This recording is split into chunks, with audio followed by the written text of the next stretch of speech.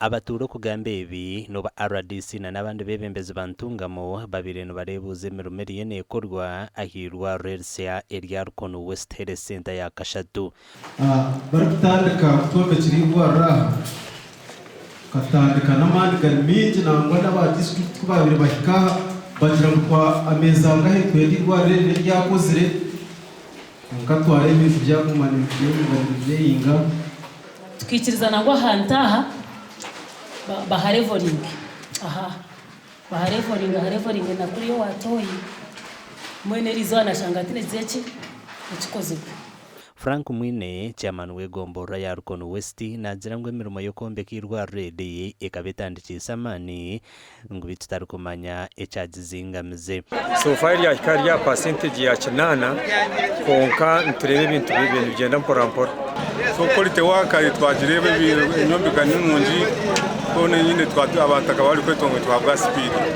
ukahanda abataka twaturena ngo badanka bejumbire mu project yabo jango nanye chakari bayahwere batandanka batakumara urashongo iki project ne ya government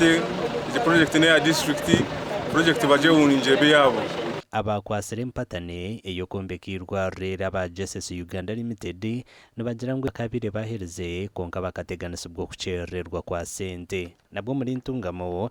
RDC Isaiah Kanyamahane atongwizo mu rumo go kunduza rw'ikinero Health Center ya Kashatu omurumo ogurukuza kumaraho miliyoni nshanju na mushanju kandi wari umucishago kuronshinga kurehabilitatinga irwariro rwa kakururwe na nura na rw'ikinero town council kakururwe na nura town council na rw'ikinero sub county RDC Kanyamahane agumize mu yatongoza hona no kombe kibajiro muri kafunjo mira town council kandi ashabira abatura okurwana sobworo tongoza ibajiro ryaza kombe kwa kafunjo mira town council ya miliyoni 24 chweka rero inabigamba baruhangani yangaryanye murabire murya mpo mukahurira ngo umushara atera umunigo mukazi we ahwe cyabitana munige amunogori ubwo no bworo ni sign yo bworo ubwo no ni sign imbi yo bworo kushanga umwana bamutera bakamunogora ahwe cyabitana gucabura akameza twine tudwine kurwanisa ubworo District ya Ntungamo hateine projects z'urukika 200 ezeru kwenda gukora